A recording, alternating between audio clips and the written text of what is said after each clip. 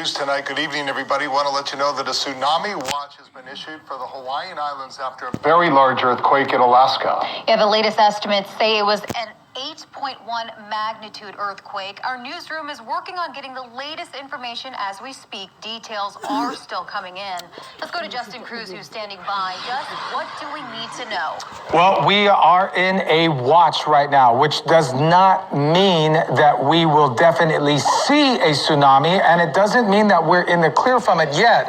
We're in this kind of limbo right now because of this very strong earthquake. I'm going to show you a map of Alaska where the epicenter was for this earthquake. So it's along the Aleutian Island chain, which is a very, very seismically active area along the Pacific Rim of Fire. You can see all the smaller earthquakes to the north around Alaska, and then towards Russia, you can see these quakes here. So these quakes here are just about as common as those smaller quakes that we see on the Big Island on a daily basis. But these reds, this is what we're talking about here. It was originally a magnitude 8.1. It's hovering around a magnitude 8.2. And as more data starts to move through or come into the computers, this number may be adjusted, but it's still going to be around the 8.1, 8.2 mark, maybe some minor adjustments there. The depth of the earthquake at 29 miles, and of course this happened around 8:15 Hawaii time.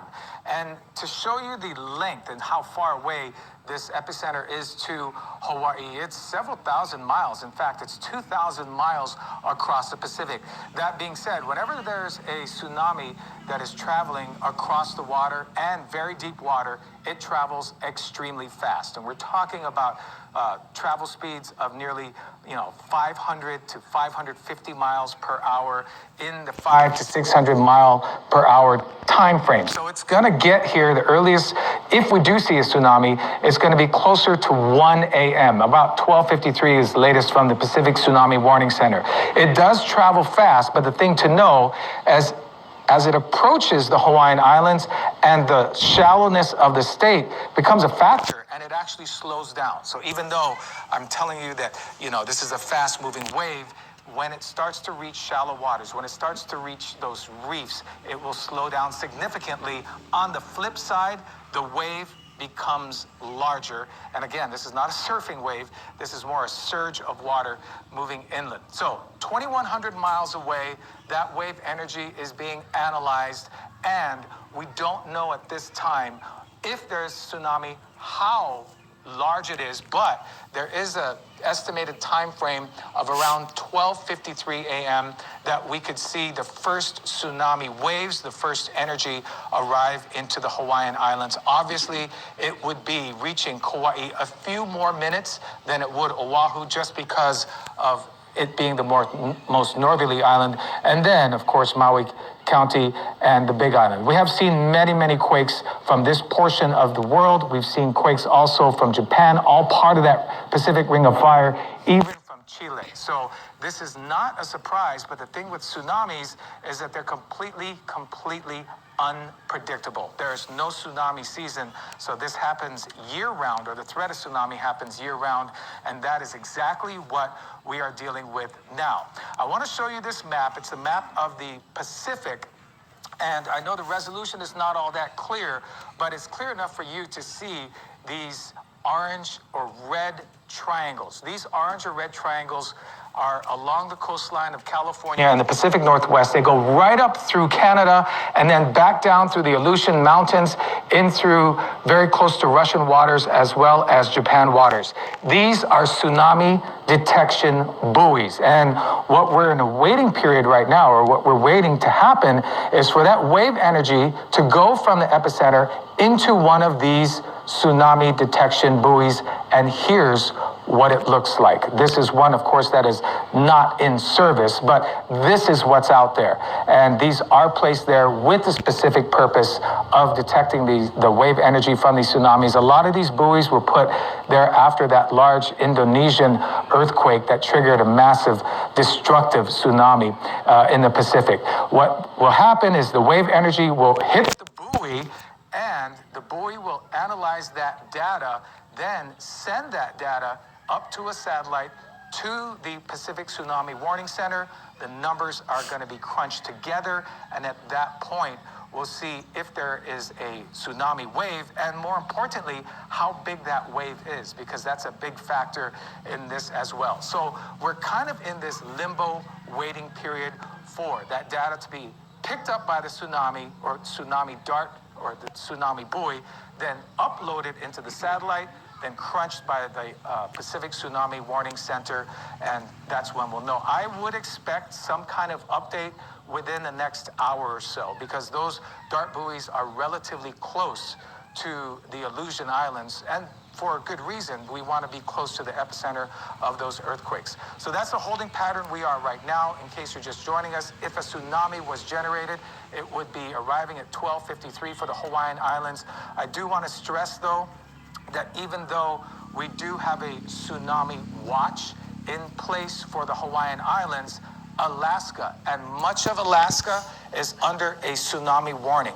If you hear differently without being updated by the Pacific Tsunami Warning Center that it's a warning that only applies to Alaska, Hawaii is in a watch. So what happens next? Well, once that data goes to the buoys, Pacific Tsunami Warning Center will crunch the numbers, and they'll say, okay, we detect a tsunami, and the tsunami will be X amount, of centimeters or meters large, and it will arrive at a certain time of right now, 12:53.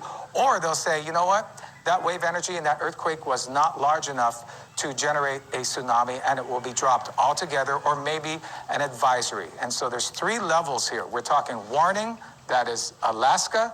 We're talking watch, that is Hawaii. And we're talking advisory. It could go to an advisory, and that just means get out of the water. If you're in the water for some reason at 9 o'clock at night in Waikiki or wherever that may be, maybe there would be fishermen close to the shore, that's when you would do that evacuation, even with an advisory. The advisory just says, get out of the water, but it won't be large enough for a warning, which means evacuate either vertically or horizontally. So that's what we're in, folks. Depending on how long this data takes to get to us, it could be a while. And if it becomes a warning, it's going to be hours. Because again, that wave energy would be arriving at 12:53 tomorrow morning, closer to the 1 o'clock hour. So we potentially, and hopefully not, may have a long night ahead of us with this tsunami. And again, there's no warnings with the tsunami.